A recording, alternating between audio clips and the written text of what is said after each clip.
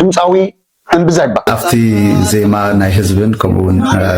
ኣቶ ቪክተር ቦርሳ ተፃወትዎ ዜማ ተቃውምና ያለው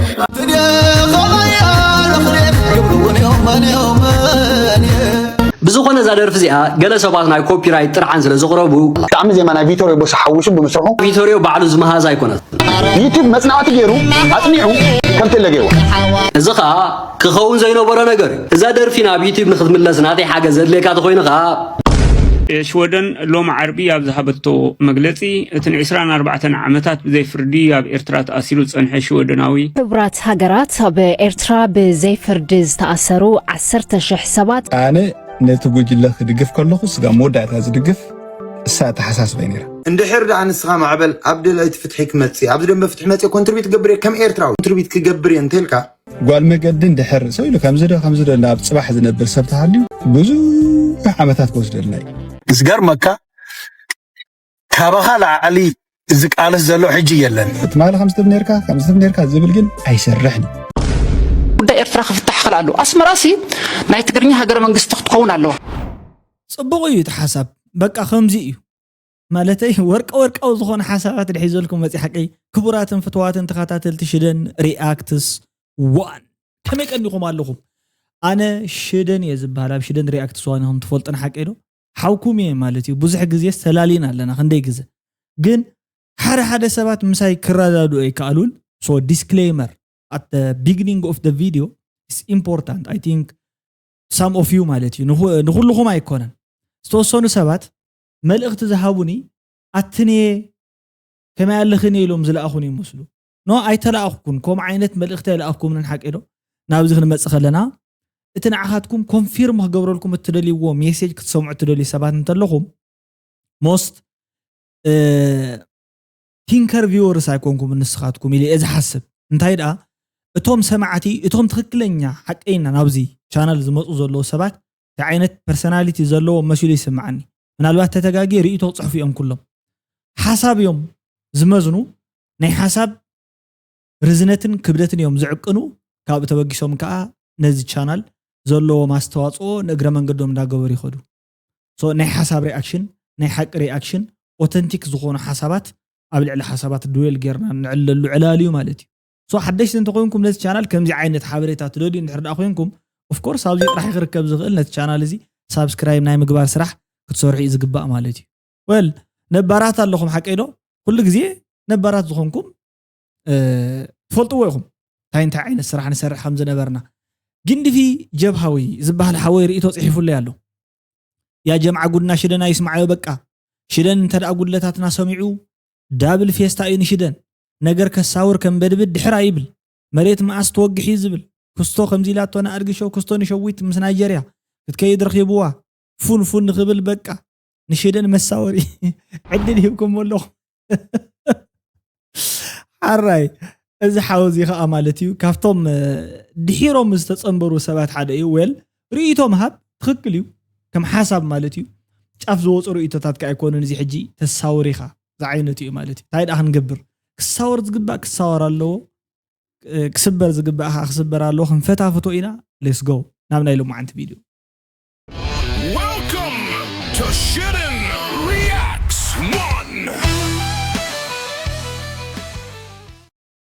1 ኣትኔ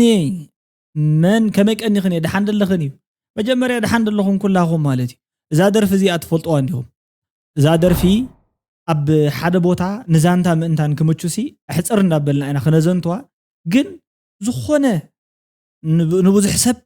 እንታይ እዩ ኮይኑ እንታይ ከ ዝግበር ዘሎ እታ ዘይተረዳእና እታ ዘረባ መበገሲት ኣገለገለ ትበሃልስ ክሳብ ሕጂ ሕልግልግ ዝበሎ ተሰብ ስለ ዘሎ እዩ ናብ ሕጂ ከዓ ከም ፀሓይ ክንኩሉ ዓይነት ሓቂ እዚኣ እያ ትበሃል ኣላ ስምዕዎ እስኪ ናይ ዝሓውና ዘረባ ንቐደም ዜማ ናይ ቪቶሪዮ ቦርሳ ሓዊሱ ብምስርሑ ግጥምን ዜማን ከዓ ናተይ ብምባሉ እዛ ደርፊ اوكي اوف كورس تعمت درفي اتبوغ يرسل هو ينفل درافاي تكون ግን ካብ ስነ ምግባር ናይ ስነ ጥበብ ዝወፀ ደራፋይ ስለ ዝኾነ ድማ እዛ ደርፊ ካብ ዩቲዩብ ከም ትእለ ተገይራ እንታይ ዝብል ዘሎ ድምፃዊ እምብዛ እዛ ደርፊ ብገለገለ ሰባት ካብ ዩቲዩብ ከም ትእለ ተገይሩሎ እዩ ዘሎ ብገለገለ ሰባት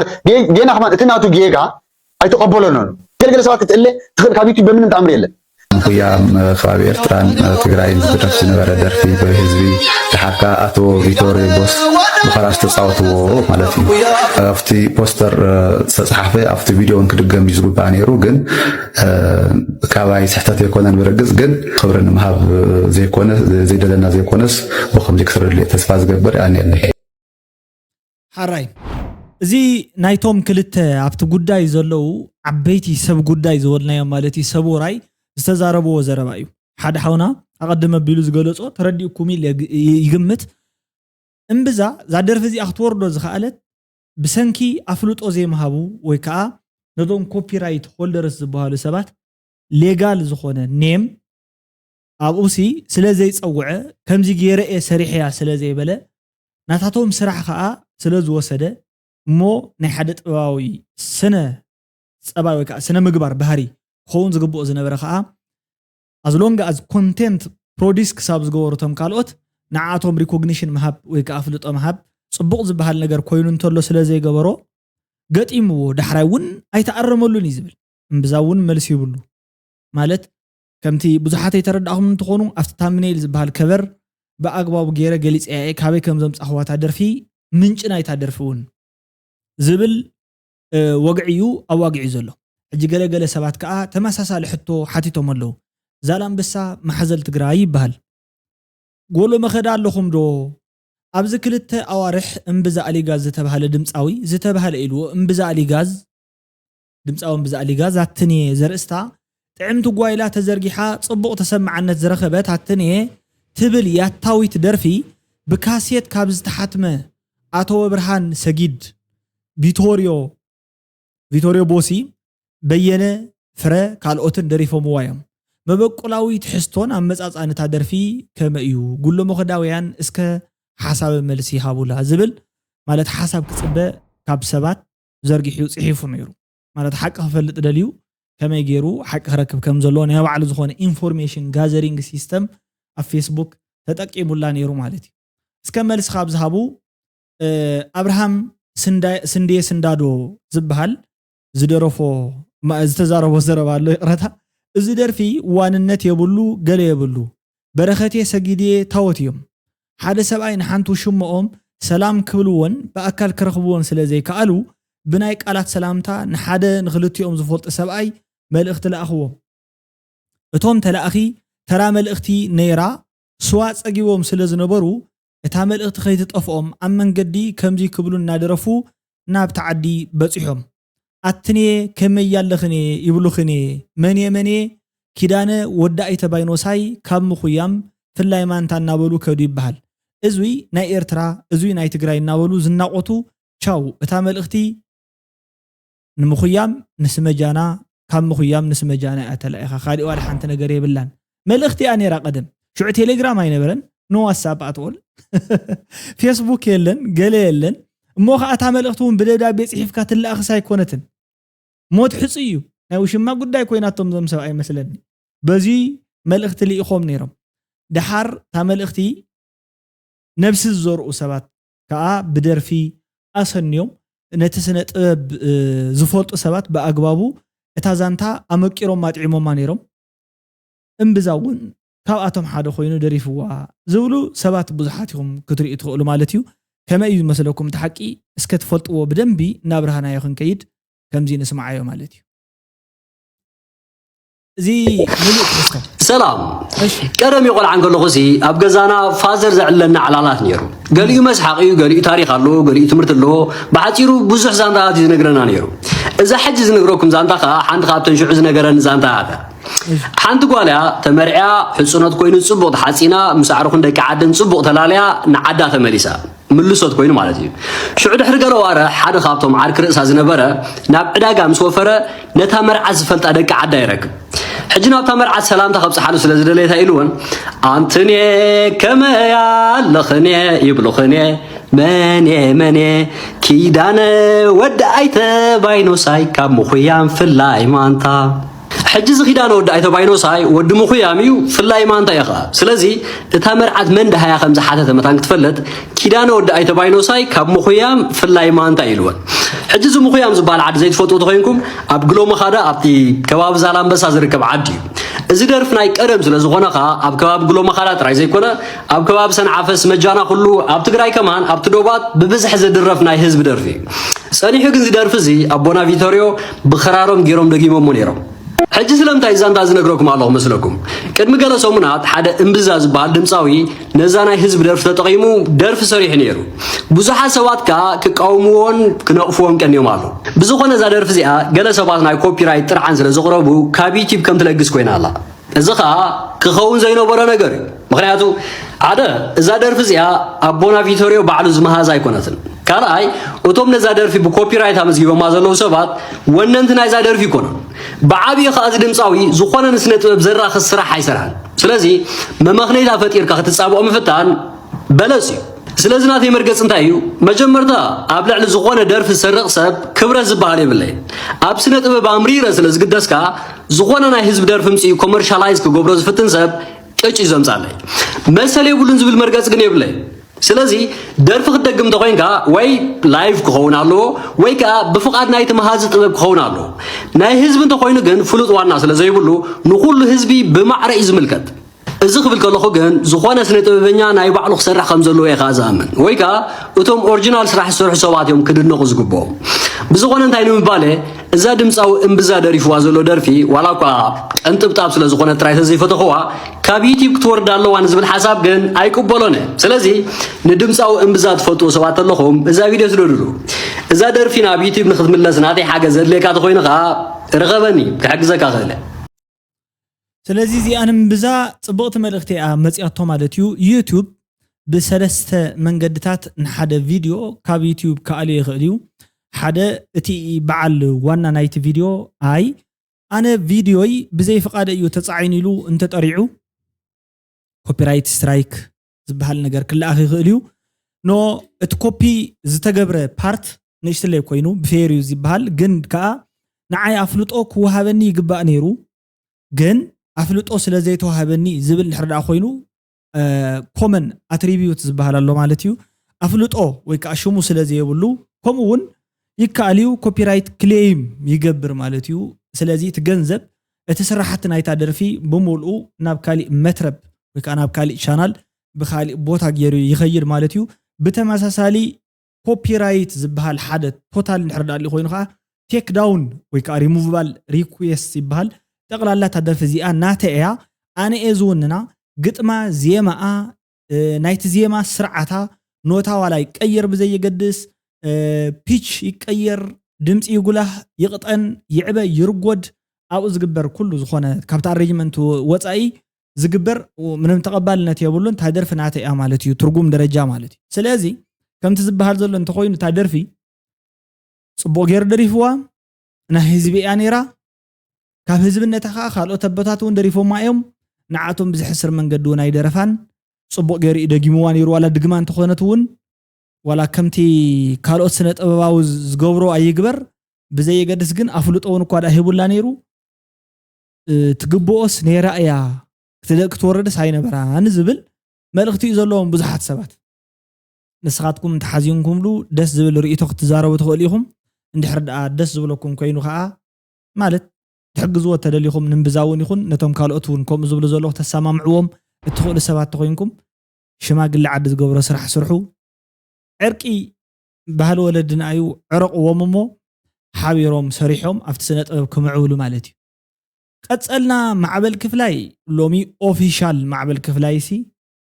እቲ ኣካውንት እውን ብኦፊሻል መንገዲ ከፊትዎ እቲ ዝዛረቦ ዘለውን ኦፊሻል ደጋፊ ብርጌድ ንሓመድ እንዳኾነ ይኸይድ ከም ዘሎ ሓሳቡ ዝገልጽ ንማዕበል እኳ ናብ ከምዚ ዝቀየሮ ጉዳይ ኩላህና ንፈልጦ ኢና ሞመንት ይቀይርዎ ሞመንት ካእታ እዩ ሃፍቲ ነይሩኒ ገለገለ እዩ ዝበሃል እቲ ኣካውንት ተታሒዙኒ ገለ ከምዚ ገይሮም ወሲዶም ላይ ገለ ይብል ግብሪ ዘይከፈልካ ኣለኹ እንደዚ ሚልዮን ገለ ይብል ምስ ኣወል ስዒድ ብዝነበረ እንታይ ዝበሃል ማለት እዩ ሕንፍሽፍሽ ናብ ከምዚ መፅኡ ዝብሉ ኣለዉ ኣይ ከም መንእሰይ ኣሚኑሉ እዩ ቃል ስለዊጡ ገለገለ ዝብሉ ኣለዉ ዝሮ ዝሮ ግን ሓሳቡ ከም ሓሳቡ ንስማዓሉ እንታይ በለ ኣብኡ እንታይ በለ ማዕበል ነፍሰይ ሓራ ኮይነ ነፍሰይ ስዒረ እታ ዝረኣኽዋ ብተግባር ክሰርሓላ ዝኸይ ዘለኹ መንእሰይ ናይ ማንም ፀግዒ ኮንኩን ናይ ማንም ኣገልጋሊ ክኾን ፈቃደኛ ይኮንኩን ናይ ህዝቢ ኤርትራ اجي دقيما نغركم اذا نقبرو زلنا اذا منسي زقبرو زلو حجاز نحر تخوينا معهم تتقملو اندحر نتقالسكم زي عنكف اندحر تخوينا كا ابز مصيهم نتمنسي اذن يعنكفنا لهم بكم سلازخين لكم حسابكم كتبوا تقولوا مالك ما له 5 بنيركا زبل جن ايسرحني وكاسناتكا اكن دب 10 عام زودا ب 5 عام يودا مالتي بخلا ازراربا امونغونا ستمت انتلي سلازي كله تشوشال ايشو قندي اب محبراو فتحي نخيمت زعنقصو شوشال ايشو مالتك انتي مالتي بيرسونال قيم ناي غجل قيم ناي وراجا قيم ناي اثنيك قيم زياتهم سلازي زياتهم دما بحد اوان دحر عبليلهم شجر زفطرو نيروم نسم كيتعرقو خلو ناي حبراوي زخون اللوط ختمص اشغرتي انا نسخا خم دينيركا ندحريلنا تخاسيسنا نتني حبار سرحنا نزنقو لنا سلازي تبلا زلها قنعتي انا كن نكاسساكم كن زبلكا زلو ريكوغنايز كغبرك خلالو صبغات مناسي كم حسابسي انا يرئي مناسيات زخونه العيلم ابني حبار بوتا خوينم بمرددا كامنون تجميرم عد تقنعلا مالتي مناسي ابوق تصوعيو مناسي اب سرح تصوعيو وركينج مان باور زبحال نغريو حيلي ندادني حنت عدي مناسيو كندي percent مناسي علوا كاب حنت عد ندحر مناسي زلعله خوينو اوف كورس تعدي مصاي او حس سلازخونه قصالነት ስለዘለዋ ብዙሓት ሰባት ኢንቨስት ንኸገብሩ ይጓየዩ ወይ ከአና ኢንቨስትመንት ቦታ ንኸትከውን ዕድላት ስለትረክብ ማለት እዩ ከምዚ ዓይነት ቻንስታት ዘለዎ ዓዲ ወይ ከ ዕድላት ዘለዎ ዓዲ ኣብ መንእሰይ ይትርከብ ዓዲ ማለት ወይ ከ በዝሒ መንእሰይ ዘለዋ ማለት እዩ መንእሰይ ከምዚ እንድሕር ኮይኖም ክዘራረቡ ኣለዎም ሓደ ሰብኣይ ዝኾነ ትገርመኒ ብጣዕሚ ደስ ትብል ወግዕ እዩ ዘውግዕ ነይሩ ካብ ዝኾነት شوي كا بودكاست نجار انترفيويا من أسي بأجواب اختحاز اللوهم يبل نمنتاي انتي لكم إلو زملو صو نجارلو نمنتاي انتي لكم من أسي مالت حويو ولا تناي من أسي عدمن بعلو فاير اجيو يحويو حوخا بأجواب انت تتحيزو مقبية بالسل مقبية بالسل كا أتبول علو تمقبولو بأجواب انت دي تتحيزو انجرا يحرر صبحي يحرر جزايك قاتل بأقبابو زي تتحز من إسي نعدي لك بأقبابو زي تتحز حو مالتي بأقبابو ستتحز من إسي دمان حان تعدي بأقبابو ستتحز حو مالتي حجون مالت حوي تقومون قدعاتون ندحر داوقعنا كلتو يسلو زلو زوم من أسي كم دي عينة ديسكيشن فتيروم توبيك العيلوم بزعوا زخونا إيشو العلب بيلومس حبار كرر لدو أخضر إيام كلخا أوكي بصرون كم تأنا زحسب سبب بال يسلتبل تحقوس مور سيفتي سمعك مالت اما اغل زخونو صبوق زحاسبو جروبات كم زلخا يردكامو نسخاون حسابك انت سكتقم انت زي كتقم نعدخا فيتبل زوم مناسي اكزامبل كتصلب بيلوم نريامون مناسي ازاربو يبحالو ازاربو اسكي هابو عدلو يزارب يفقدلو نبل ميبل مش ثاني حاجه انا بعد صرف يكون اكو حساب يكون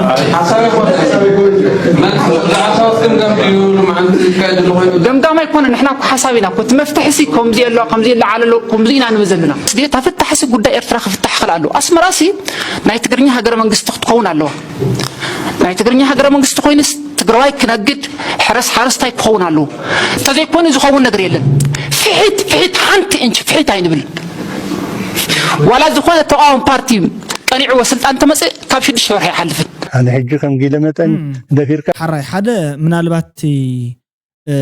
ناي زربا خلت زبحال ነገር አሎ ናይ ሓደ ሰብ እኮ ወግዑ ጎበዝ ይኸውን እሞ ተዘውግዖ ከጉዕ ዝደለየ ነገር ጎበዝ ይኾን እሞ ትመልእኽቲ ከመሓላልፎ ዝደለየ ግን ምናልባት እንተስ ብሕፍረት እንተስ ብቶናል ናይቲ ድምጽ ንባዕሉ ብዝተፈጠረ ፀገም በኻሊ ብዝተፈላለየ ፋክተራት ዝሮ ሓሳቡ እንተይገለጸ ብዙሓት ሰባት ከዓ ከምዚ ይኽብልዎ ከለው استفلي حساب ويكا وصل زخونه منم طعي زي كون حساب زوقع مسل يخل مو احصر بيلنا نتاناتو حساب سكي دايسيكت نغبرا مالت قرارطنا خاتاتيفنا خمش غورت غلن خنري انت نفتن نحناسي كم عدنا نرأيا عدنا نغبرا او نغبرا يكون انت زربا جن كم عدنا نرأيا كم دنبنا نرأيا دنبخا احاخا تقمطليو دنبخا زخونه دس زبلكا وسيركا وانت حردل እዩ دم بخازي مالت واننت مالت اندي بخالي بهلا واننت مالت كم زي نقبر نخبل دلي نتعدي انا كوا زي كون نجرنا من تاينا نحلم بمفققاد بسناي دليت بسناي بهجي بني حسب موسساب اوف كورس حدا كون تدلينا حدا نمخان زعقبنا نجر ولا حنت يلن حدنت كل جزي سعري حدا نخون تدلينا جن حدا زقبرنا زخونه يخون تحقواسونا يهلون مخنياتو يدلنا حدا خين نخون سو توم ناي صلات غدغداتات توم ناي باس غدغداتات توم ناي زي مزرراب متحففارد نخلو مقيام كالي غدايو زياتهم قنطيطنا غالينايم كنزرارب نفتن حجي شعو توم كالو زلو مناسي اوف كورس نتخم زي عينت زرواون كتاناغدو غزي ايدليلون كون يخيل ديو كون يخيلن نابزبلون اياتون حسابو غليصو منالبات كاف توبيك وصا كون يخيليو ناي مزراب كلتنا بخمزي منقد انتقانينا يا جن صبغيو زرو توم مناسي تاي غبرلو مالتيو يردادلو قدم كو خمزي عينت زربا بهايلاند يسحات نيرو سب تذكروا نحردا خوينكم لوم خا دحاني بميكروفون يسحات زلو اتديست مزرارب مدرخ لو مالتي صنح لكا ببيرو خوني تمسحات كاب دحرت قدفو تلوم دايلو طنقوالا انتاي ليم زولو دحري كساب 10 عمت بحيال دغنتي خاتنبر يلو نعادمن كاو هيلوس كاو اتلوم ديلو يبال كاو اخن لمدو ينخون مالتي حدي حجسي اسكي نايزمو بونا خا زربا زلو باغباو نسمعيمو نرددا ايكبلوني زمدقي እግዚአብሔርን ህዝቢ ኤርትራን ዘመሳሰሎም ኣሎ እግዚአብሔር መሐሪ ረሳዒ ህዝቢ ኤርትራ ድማ ረሳዒ ጥንተኛ አይኮነን እግዚአብሔር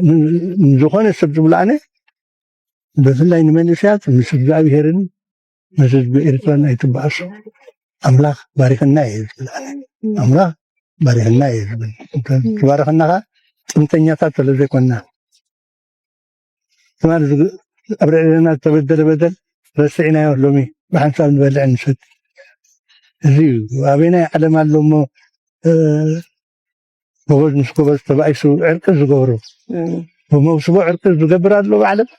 ويجيك أبي إرترا أنا هم يزبط ندي أبي علم أن أبي يبدني أبي إرترا نتدم مبارك ننقطه وليك بقى ودخها بين تواهيرهم بخميهم سلام قلنا زمالو حزبي خبرات حراي ولدنا حيالات دبلوماسيناتات يوم دبلوماسي نصم يخلوهم مالت دبلوماسي خبال كله لومي من يزارب زلو انت عين زربا يزارب زلو انتي كتخدن وزه تغلغل زبال لعلن تحتن ناتاتهم نايو علم كالي من قدي حي لومي نا دبلوماسي قص زبال له تملكع بعل بسر من يزارب زلو بابليك فيجر مني ومن يتوكل مزيو من يفت مدرخ زلو دحركابت زربا تبغيسكايو ناي قدم ولدنا جن ازيهم كلهم بمنتايهم زتاساسرو نيرو دم زنقص بمنتايو تباهيلو بموسو دم بزي دم يدرق زتباهلا بهالا نساتهم بتمساسال نخمزي عينت منقد بطبب بميلا بخئلت زغورو خميو نتوانا كلتا سب تبايسهم زباهلو كلتا سبات يواسبوهم يحرموسبو قالو وسيدو ود تقبيلو غلا وزت زبال ነገር አሎ ታይ ክትባሃል ኮይንካ يدرق سلام يهلو كم زي عينت نايقين بقل ناي مرسع كدت አለና እዩሞ ከም ዚ አይነት ስነ ምግባር ከም ዘለና ወሲድኩም እዚ ስነ ምግባር እዚ አንቱም መናእሰይውን ወረስዎ ክትወርሱስ ገንዘብ ቁስ ጥራሕ ዘይኮነስ መንፈሳዊ ሓድግታቱን ብኸም መንገዲ ተቀበልዎም ያታታት ዛንታታት ብሂላት ፈሊጣት እዚኦም ኩሎም ቅኔታት ዘሎ ወግዕታትሲ ምስላታት የለንኮ ምስላት ትግርኛ ከተንብብል ከይ ዕዳጋ አበይ ትረክብ ታልሹ ተሳይነሎ ከምዚ ወረስዎ ጽቡቅ ነገር ውን ካብኩም ዚ ዝልመድ ዝብል መልእክት ኣለዎም ናይ አቦና ማለት እዩ ወሳነ ዝኾነ መልእክት እዩ ብጣዕሚ ደስ በሃሊ መልእክት እዩ ማለት እዩ ቀጸልና ናብቲ ዝቀጽል ጉዳይ ሃገራት በኤርትራ ብዘይፍርድ ዝተኣሰሩ 10,000 ሰባት ብዘይ ቅድመ ኩነት ክፍትሑ ጸዊዑ ሽወደን ሎም ዓርቢ ኣብ ዝሃበቶ መግለጺ እተን 24 ዓመታት ብዘይፍርዲ ኣብ ኤርትራ ተኣሲሩ ጸንሐ ሽወደናዊ ኤርትራዊ ጋዜጠኛ ዳዊት ይስሐቅ ብህይወት ከም ዘሎ ገሊጻ ክብሉ ማዕከናት ዜና ናይታ ሃገር أتنبيهم علو ما منيسر أبي أحمد مس بريزيدانت جنرال تحدث وردنا بدي سابا زمروح مراحة وحاتنا ببيت حفظ خياتو كم زعقد تحبيرهم قدما منيسر أبي أحمد لوخات حوحات زراربن بنفال نايت تخلق قبر مدهنن آيت عماني لسفان مليس ومولو تباهيلو هزاروهم مخانهم قصرت حيزم زخدو حلفتي مسكرو دي سابا مساعته وقن نبين خانت زي كوينو خالي سبع إسكالي كيت مسء إلوه نبين خان تزي كوينو نعها خزارة بكاز دلي نسخة بخور عركي كم أدم مسيلي حقا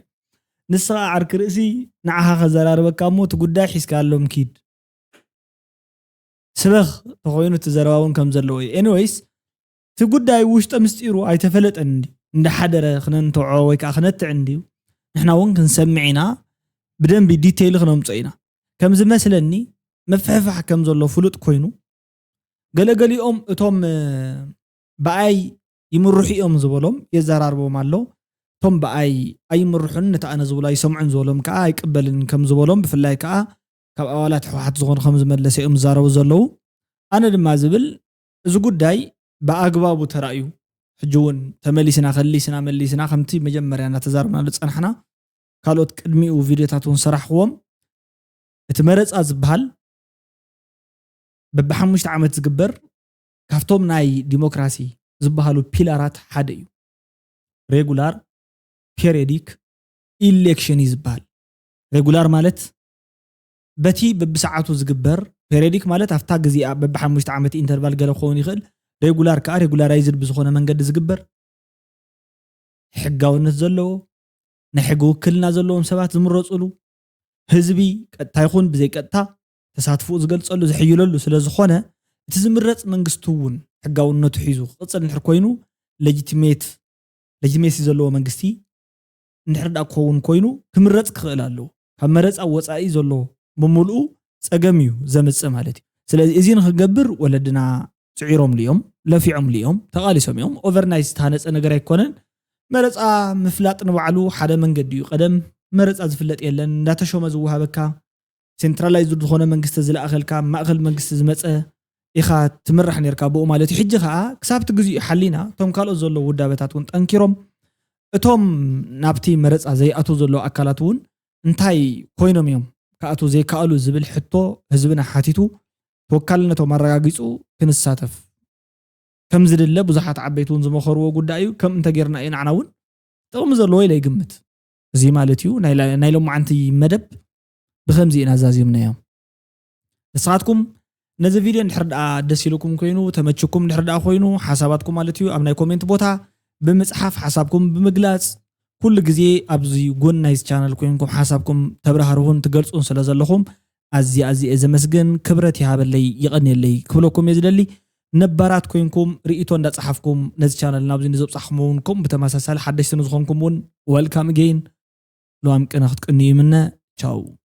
good light نحن حضرت حواتي ما نطيب